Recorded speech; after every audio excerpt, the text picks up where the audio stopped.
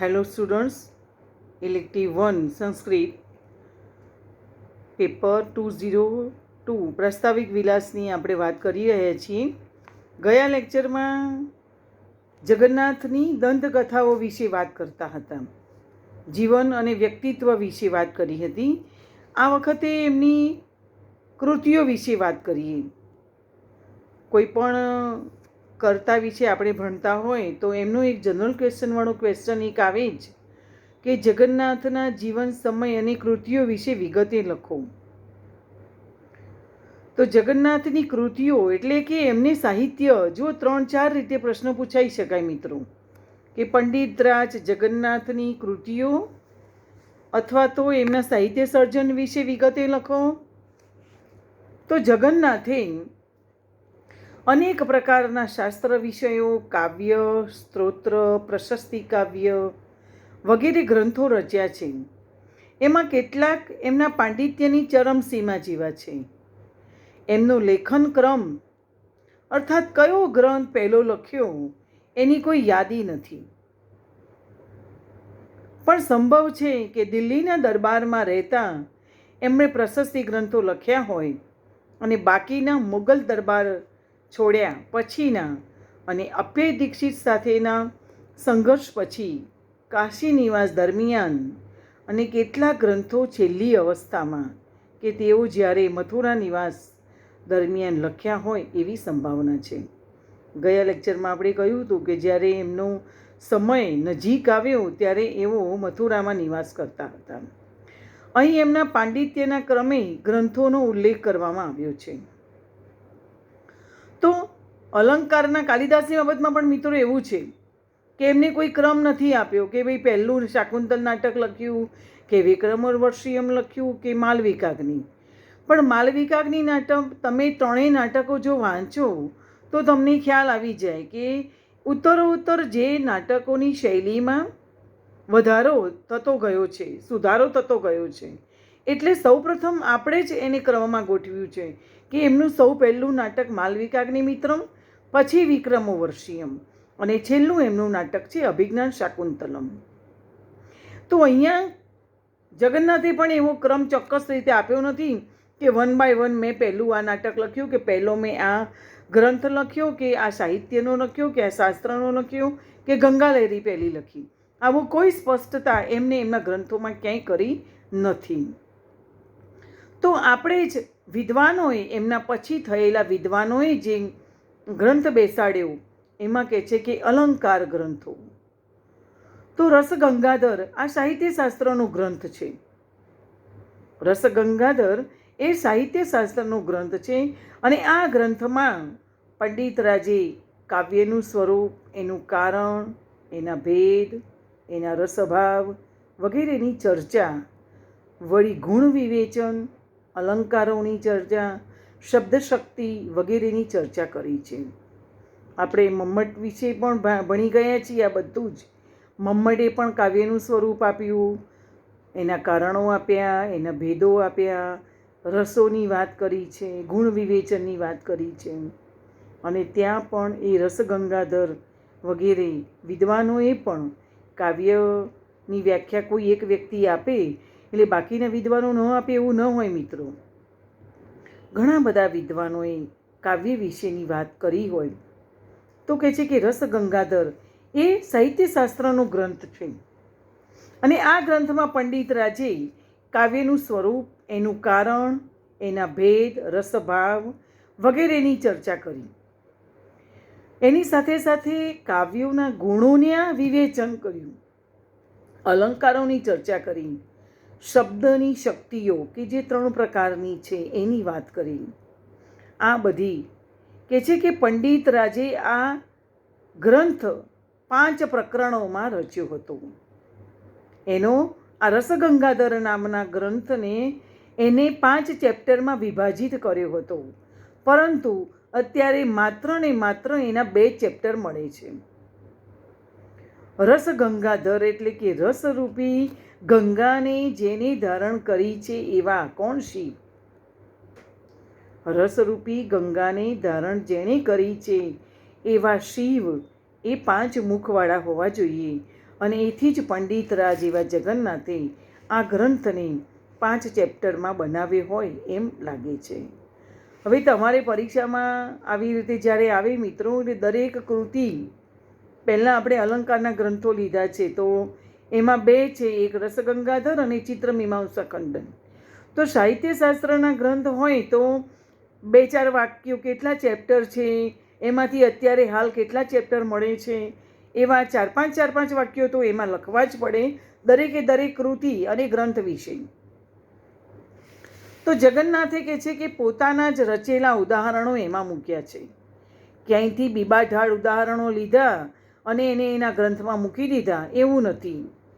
આરંભમાં એણે જણાવ્યું કે નિર્માય નૂતનમ ઉદાહરણ અનુરૂપમ, ઉદાહરણને યોગ્ય નવા શ્લોકો બનાવીને મૂક્યા છે મેં. ક્યાંય કોઈના નાટકમાંથી કે ક્યાંય કાવ્યમાંથી મને મળ્યા એ રીતે મેં મૂક્યા નથી. એની શૈલીથી એ ગ્રંથ કઠિન થયો છે. એની શૈલી એટલે કે મારી શૈલી થોડી કઠિન છે, થોડીક અઘરી છે, અને એટલે આ ગ્રંથ એ થોડો કઠિન થયો છે. એમ માની શકાય કે જીવનના છેલ્લા ભાગમાં લખવાનો શરૂ કરેલો આ ગ્રંથ એ પોતે પૂરો નથી કરી શક્યા, અને એટલે જ અત્યારે એના 2 ચેપ્ટર 2 પ્રકરણ મળે છે. બરાબર મિત્રો, પહેલી જ કૃતિ સાહિત્યશાસ્ત્રની રસગંગાધર, ટોટલ 5 ચેપ્ટર, એના 2 ચેપ્ટર મળે છે. આટલું તમારે એમાં નિસંદેહ લખવાનું છે પરીક્ષામાં. એનું બીજો એનો કૃતિ કહો કે સાહિત્ય સર્જન કહો તો કે છે ચિત્રમીમાંસા ખંડન. આ પણ અલંકાર શાસ્ત્રનો જ ગ્રંથ છે અને એક કુવલયાનંદથી તદ્દન જુદો. બંને અલંકાર ગ્રંથો અપે દીક્ષિતે રચ્યા છે, પણ આ પંડિતરાજે બંને અલંકાર ગ્રંથોનું ખંડન કર્યું અને પોતાના રસગંગાધરમાં કર્યું. આ બંને ગ્રંથોનું ખંડન એને પોતાના કયા ગ્રંથમાં, તો રસગંગાધરમાં એનું ખંડન કર્યું છે. અને આ બધા ખંડનોનો સંગ્રહ કરીને એકત્ર કરવામાં આવ્યા અને એને ચિત્રમીમાંસા ખંડન એવું નામ આપવામાં આવ્યું. એનો પ્યોર ગ્રંથ તો રસગંગાધર છે, પણ અપેય દીક્ષિતના જે કેટલાક ગ્રંથો હતા એને અપેય દીક્ષિત સાથે જામતું નહોતું, એટલે એમને લખેલા જે ગ્રંથો હતા એ ગ્રંથોનું એમને ખંડન કર્યું. અને એ ખંડન કરવા માટે પણ એમને કોઈ ગ્રંથ લખવો પડે ને, એ ગ્રંથનું નામ છે ચિત્રમીમાંસા ખંડન. અને અપેય દીક્ષિતના મતનું ખંડન કરવા, એના પાંડિત્યની ઝાંખું પાડવા જ પંડિતરાજે ચિત્રમીમાંસા ખંડન નામના ગ્રંથની રચના કરી છે. વળી કહે છે કે એને લહરી કાવ્યો પણ લખ્યા છે. તો 5 લહેરી કાવ્યો છે ટોટલ: ગંગા લહેરી, અમૃત લહેરી, કરુણા લહેરી, લક્ષ્મી લહેરી અને સુધા લહેરી. ગંગા લહેરીનું બીજું નામ કે છે કે પિયુષ લહેરી પણ છે. લહેરી એટલે શું? તરંગ, લહર. નદીની એક લહેર હોય એટલી શું? તો કે છે કે લહેર એટલે એક તરંગ. અને આ લહેરીમાં, ગંગા લહેરીમાં ટોટલ 52 શ્લોક છે. એવું કહેવામાં આવે છે કે યવની લવંગી સાથેના સંસર્ગને લીધે કાશીના પંડિતોએ, આપણે એમના વ્યક્તિત્વમાં દંતકથાઓમાં જ વાંચી ગયા હમણાં, કે સંસર્ગને કાશીની પંડિત સભાએ એમને જે કાઢી મૂક્યા અને એમને જે પ્રાયશ્ચિત સ્વરૂપે આ ગંગા લહેરી નામનો ગ્રંથ બન્યો. અને ગંગાના ઘાટ ઉપર છેક ઉપરના પગથિયે બેસીને ગંગાના પોતાની પાસે લવંગીને બેસાડી એક શ્લોક એમને ગાવા માંડ્યો. જેમ જેમ તેઓ એક શ્લોક બોલતા ગયા અને ગંગાના તરંગો એક પગથિયું ચડતા ગયા અને 52 શ્લોક પૂરા થતાં 52માં પગથિયે બેઠેલા બંનેને પવિત્ર કરી અને ગંગાજી નીચે ઉતરી ગયા. કથાને આધારે કહી શકાય કે આ ગંગાની સ્તુતિ માટેનો ગ્રંથ છે. અને ગંગા લહેરી એ આખી શિખરિણી છંદમાં રચાયેલી છે. બીજો ગ્રંથ છે અમૃત લહેરી. તો આ લહેરી પણ એક સ્તુતિ ગ્રંથ છે. અને એમાં જેમ આગળ આપણે શિખરણી છંદની વાત કરી, એ અહીંયા શાર્દૂલ વિક્રીડિત છંદ છે. ના 10 શ્લોકોમાં યમુના, જુઓ ગંગા અને યમુના, ગંગા લહેરીમાં ગંગાજીની સ્તુતિ છે અને યમુના અહીંયા અમૃત લહેરીમાં યમુનાજીની સ્તુતિ એ 10 શ્લોકોમાં કરવામાં આપી છે. અને યમુનાજીના પાણીને અમૃતની ઉપમા આપીને જગન્નાથે અહીંયા જીવનની મુક્તતા, એમ કે યમુનાજીના પાણીથી પ્રાપ્ત થાય છે એટલે એને અમૃત લહેરી એવું નામ આપ્યું છે. 5 લહેરીઓમાંની ત્રીજી લહેરી છે કરુણા લહેરી. આ ગ્રંથને કોઈક વિષ્ણુ લહેરી પણ કહે છે. આ ગ્રંથમાં વંશસ્થ, જુઓ દરેક જગ્યાએ અલગ અલગ અલંકારોની વાત છે મિત્રો. વંશસ્થ, વિયોગિની, ઔપચ્છ સંદનિક વગેરે જુદા જુદા છંદોના 60 શ્લોક છે. જુઓ ગંગા લહેરીમાં 52, અમૃત લહેરીમાં 10, કરુણા લહેરીમાં 60 શ્લોકોની વાત છે. અને અહીંયા વિષ્ણુની સ્તુતિ કરવામાં આવી છે. કવિની વાણીની કરુણાભરી આર્તવાણી ભગવાનને ભક્ત પ્રત્યે આકર્ષવાને બદલે શક્તિશાળી બની છે. કવિ કહે છે કે હે ભગવાન, હું તો દોષોથી ભરેલો છું, છતાં તમને વ્યર્થ ઠપકો આપું છું. રમણીના વિરહથી બળતો એવો દુર્બુદ્ધિ માનવ ચંદ્રને નિંદે છે. કવિના હૃદયની કરુણ આ વાણી એ અહીં ભગવાનને પીગળાવે છે. અને ડૉક્ટર આર્યેન્દ્ર શર્મા કહે છે કે આ લહેરીમાં પંડિત રાજના 55 શ્લોકો જ બતાવે છે અને બાકીના પાછળથી કોઈકે ઉમેર્યા હોય. એ જમાનામાં મિત્રો બહુ જ ઉમેરણ થતું હતું કે આજે જગન્નાથની લહેરી કોઈકને ગમી ગઈ ને કોઈક વિદ્વાને એમાં 2 શ્લોકો ઉમેર્યા અને એ જગન્નાથના નામે ચડી ગયા, કારણ કે પોતાના નામે 5 શ્લોકો તો લખી ન શકાય. એટલે જગન્નાથના નામે એ પોતાના 5 શ્લોકોનું એમાં મિલાવટ કરીને કૃતિને આગળ ધપાવે. તો અહીંયા વિદ્વાન આર્યેન્દ્ર શર્મા નામના વિદ્વાન કહે છે કે ભાઈ ના, એને તો 55 શ્લોક હતા. તો બીજી એક ચોથા નંબરની છે લક્ષ્મી લહેરી. તો આ લહેરીમાં જુઓ અહીંયા દરેક લહેરીના નામ પ્રમાણે એમને એમની સ્તુતિ કરી છે. કરુણા લહેરીનું બીજું નામ વિષ્ણુ લહેરી છે, તો એમાં વિષ્ણુ ભગવાનની સ્તુતિ. ગંગા લહેરીમાં ગંગા માતા મૈયાની સ્તુતિ. અમૃત લહેરીમાં યમુનાજીના પાણીને અમૃત માણી ને એને અમૃત લહેરી નામ આપ્યું અને એમાં યમુનાજીની સ્તુતિ. અહીંયા લક્ષ્મી લહેરીમાં લક્ષ્મીજીની સ્તુતિ. અને આ સ્તુતિના બધા જ શ્લોકો એ શિખરણી છંદમાં રચાયેલા છે અને ટોટલ 41 શ્લોકો એ શિખરણી છંદમાં રચાયેલા છે. લક્ષ્મી દેવીના નખશીક સૌંદર્યનું વર્ણન આ 41 શ્લોકોમાં જગન્નાથે કર્યું છે. છેલ્લા 2 શ્લોકોમાં બાળક જ્યારે માને વિનંતી કરતું હોય એવી રીતે નિસહાય બાળક થઈ અને લક્ષ્મી દેવીનું શરણું માગતા હોય એમ યાચક ભાવે છેલ્લા 2 શ્લોકો એમને જગન્નાથે અહીંયા લખ્યા છે. છેલ્લી અને સુધા લહેરી, 5મી અને છેલ્લી સુધા લહેરી અહીંયા સ્રગધરા છંદ છે. આ લહેરીનો સ્રગધરા છંદ છે અને આ સ્રગધરા છંદના 30 શ્લોકોમાં કવિએ સૂર્યની સ્તુતિ કરી છે. સુધા શબ્દનો અર્થ આમ તો અમૃત થાય, પરંતુ અમૃત લહેરી અને સુધા લહેરી આ 2 ગ્રંથો નામથી જુદા છે. અને આ ગ્રંથના પ્રથમ શ્લોકમાં ઉદય પામતા સૂર્યનું સુંદર વર્ણન છે. જો બાકીની 3 લહેરીઓમાં નામ પ્રમાણેની સ્તુતિ છે, પણ સુધા લહેરીમાં સૂર્યની સ્તુતિ અને અમૃત લહેરીમાં યમુનાજીની સ્તુતિ. આ 2 તમારે ખાલી યાદ રાખવું રહેશે. તો આ ગ્રંથના એટલે કે સુધા લહેરીના પ્રથમ શ્લોકમાં ઉગતા સૂરજનું વર્ણન છે અને રસ ગંગાધરના મધ્યમ કાવ્યના ઉદાહરણ તરીકે અહીંયા સુધા લહેરીને લેવામાં આવ્યા છે. વળી સૂર્ય અને એના કિરણોની પણ પ્રાર્થના આ સુધા લહેરીમાં જગન્નાથ દ્વારા કરવામાં આવી છે. એને કેટલાક પ્રશસ્તિ કાવ્યો લખ્યા છે. એ છે આસફ વિલાસ, પ્રાણાભરણ, જગદાભરણ, યમુના વર્ણન, મનોરમા કુચ મર્દન અને ભામિની વિલાસ.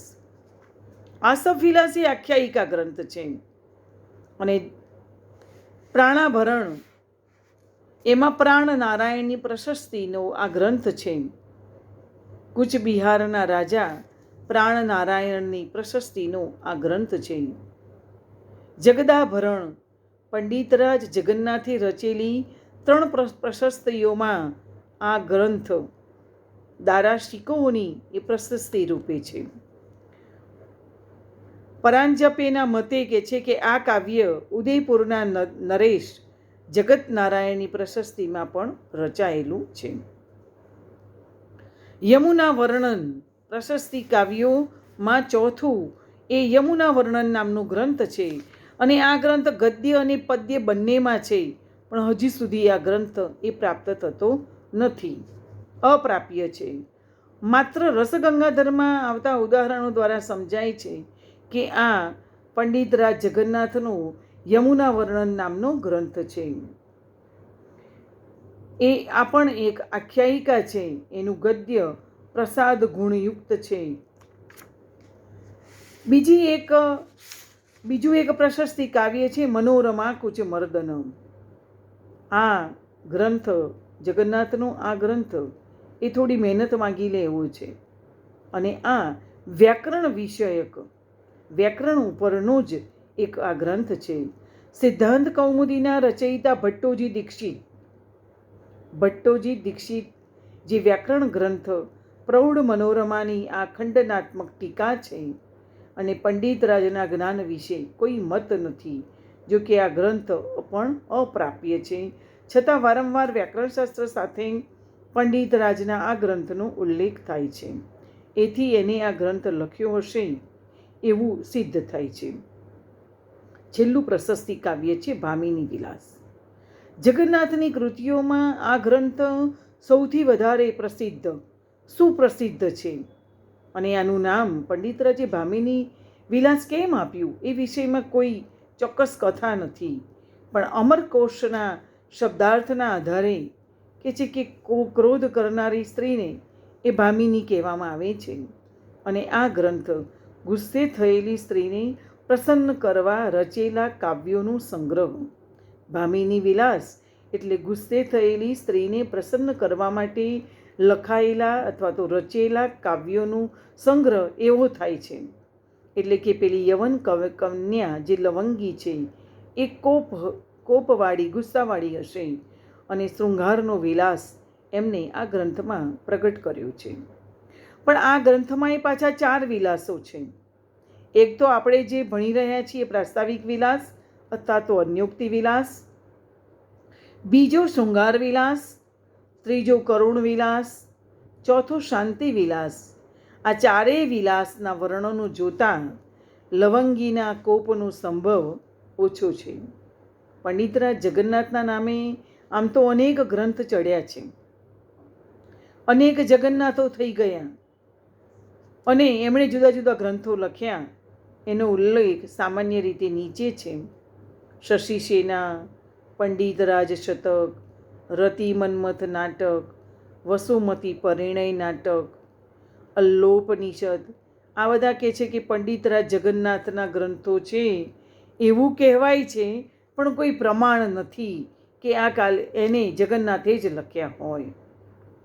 વળી જગન્નાથ નામના 11 પંડિતો થઈ ગયા અને જોકે એ બધા આપણા પંડિતરાજ જગન્નાથી તો જુદા જ છે. એ સામાન્ય ગ્રંથોના રચનારા હોવાથી એ બધા અપ્રસિદ્ધ છે. પંડિતરાજ જગન્નાથે તો વ્યાકરણ વિષયક અને મોટા મોટા ગ્રંથો લખ્યા, રસગંગાધર જેવા. એટલે પેલા સામાન્ય ગ્રંથો રચનાર કવિઓથી એ થોડા વધારે પ્રસિદ્ધ છે. છેલ્લે આપણે એટલું કહી શકીએ મિત્રો કે જગન્નાથે સાહિત્ય ક્ષેત્રે, વ્યાકરણ ક્ષેત્રે, અલંકાર ક્ષેત્રે એમણે બહુ નોંધપાત્ર પ્રદાન આપ્યું. જીવન અને સાહિત્ય દ્વારા અલેખના દીવ જીતનાર એવા પંડિતરાજ જગન્નાથ એ આપણા સંસ્કૃત સાહિત્યનું ગયા વખતે કહ્યું એમ ચિરંજીવ અને ચમકતા સિતારા કહી શકાય. સાહિત્ય ક્ષેત્રે એમનું ખેડાણ એટલું બધું હતું કે તેઓ એક ચમકતા સિતારા કહી શકાય. તો આપણે એમના જીવન વિશેનો ક્વેશ્ચન ચર્ચી લીધો છે. આજે એમની કૃતિઓ, એમનું સાહિત્ય સર્જન અથવા એમનું કવન, જગન્નાથની કૃતિઓ વિશે લખો, શોર્ટ નોટ પણ આવી શકે, જનરલ ક્વેશ્ચન આવી શકે કે એમના સાહિત્ય સર્જનની વાત કરો. કેટલીક વાર એમની જગન્નાથના લહેરી કાવ્યો વિશે તો 5 જ લખવાના, તો શોર્ટ નોટમાં આવે. તો આવી રીતે એક જ પ્રશ્નમાંથી 2-3 નાના નાના ક્વેશ્ચન નીકળી શકે એવા છે. અને એ આપણો ક્વેશ્ચન અહીંયા જગન્નાથની કૃતિઓ, સાહિત્ય સર્જન, કવન, એ પ્રશ્ન અહીંયા પૂરો થાય છે. થેન્ક યુ મિત્રો.